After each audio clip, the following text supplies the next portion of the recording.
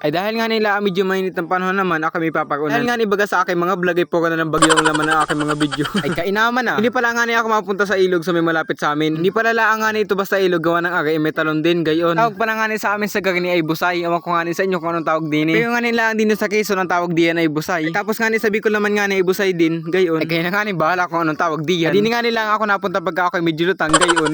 Ay gaya lang nga ni ng aking pinsan ay sabi mapag din daw gawa ng ganda video na stress gayon gusto magpahipahinga gayan. Ay kaya nga nila sabi ko ay pabagin ka tayo maliligo din eh. Sabi ko pa nga ni kayo magdala ng isang buting gin. Tapos nga ni pagka tayo ay nalasing tayo ay magtutulakan na laan diyan.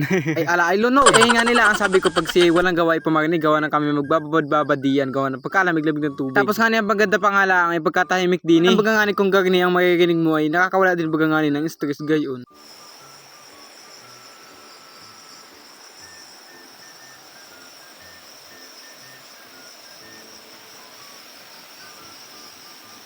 Ay pagkatapos ko lang ni din ako mapagni sa pinakamataas na talon gayon. Ay gawa na ba nga ni kung iyong gusto ay gagni mga akyatin gagni. Ay ikay po magni. Gawa na nga ni ay ipagkataas-taas gayon. Ay ang kaibahan nga ni na dito sa isa ay pagkakami talon gayon. Ay ba nga ni nagpapatakan tubig gayon. Ay tapos isa pa nga ni ikay pwede magbubad-babad diyan sa parang mga balon na yan. Tapos nga din kung ikaw na may pagod na sa iyong buhay gayon, ikay tumanon din mula sa akin pag kinatatayuan.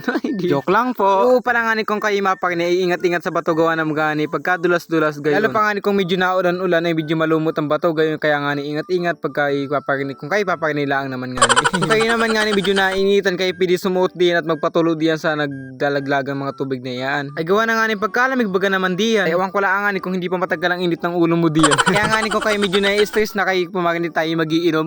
Ay bad po yun. Ayun lang nga ni kayo pumagni na.